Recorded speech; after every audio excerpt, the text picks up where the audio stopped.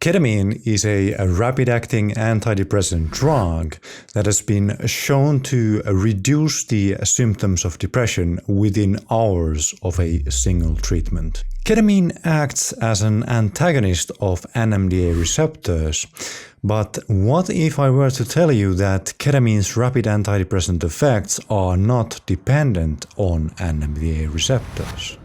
Or to go even further, that ketamine's therapeutic action is not dependent on the pharmacological effects of ketamine at all. Let me tell you a fascinating story about hydroxynorketamines.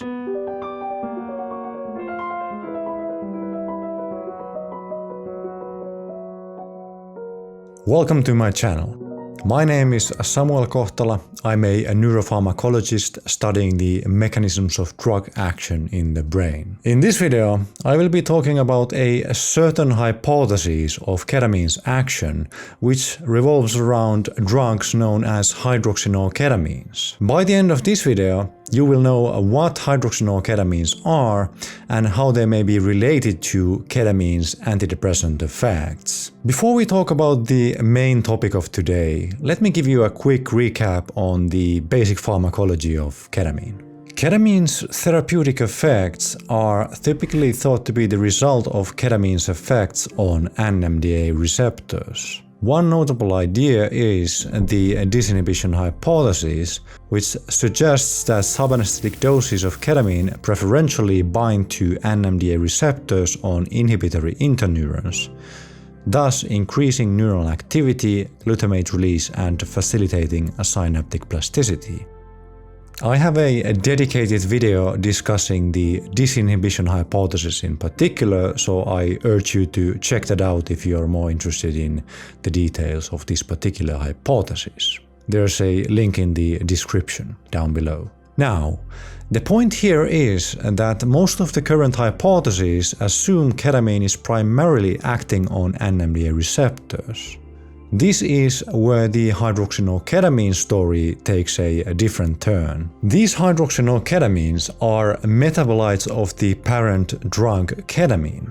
A drug metabolite is formed when the body is trying to get rid of a particular substance by breaking it down or metabolizing it. There are various enzymes involved in drug metabolism, and there may be several metabolites formed before the drug is ultimately excreted from the body. While metabolites can retain some of the pharmacological activity of the parent compound, their effects are often reduced. However, in some cases, the metabolites are the ones doing most of the pharmacological work. For example, psilocybin is metabolized into psilocin, which is the main active compound responsible for the effects of magic mushrooms. Also, codeine is metabolized into morphine, which is a more potent painkiller than the parent drug.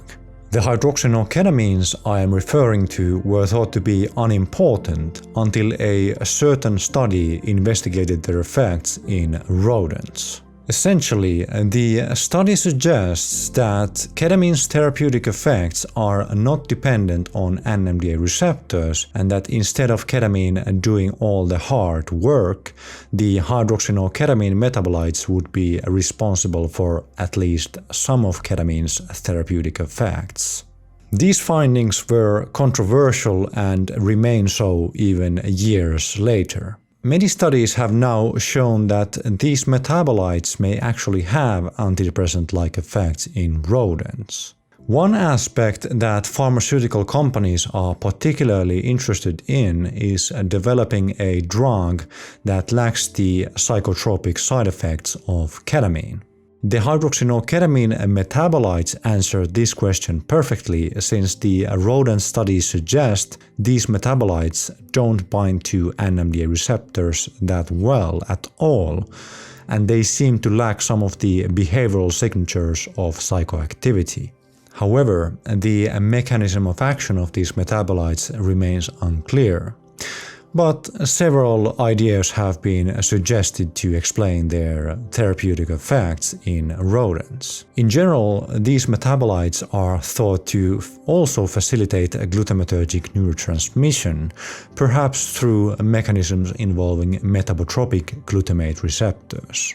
That's perhaps another story. But what do we know about these hydroxynorketamines in the clinical context? There have been some studies that have looked at the levels of hydroxynorketamine metabolites in the blood of patients treated with ketamine, and these studies have found a negative correlation with the amount of HNK metabolites and the reduction of depressive symptoms, suggesting that patients who have more HNK in their blood are actually getting off worse. It must be emphasized that these studies were not particularly designed to answer the question of whether HNKs are doing all of ketamine's work, but they do give some insight into the matter anyways. As far as I've understood, the clinical trials investigating the effects of these hydroxynorketamine metabolites in depressed patients are underway, and these will be the true test of their efficacy in treating depression. I personally don't think these hydroxynorketamine metabolites are responsible for ketamine's therapeutic effects. They might have a modulatory role, but I still like to think that ketamine's effects are more or less tied to its action on the NMDA receptors, but I may be wrong. Either way, once we understand ketamine's pharmacological and molecular mechanisms of action, we may proceed further in developing more effective treatments and perhaps optimizing the currently used treatment protocols for giving ketamine and other putative rapid-acting treatments of depression. I'd be happy to hear your thoughts on these ketamine metabolites in the comments down below. Also, remember to check out my other videos related to ketamine and remember to subscribe for future neuropharmacology content. Thank you for watching, and until next time.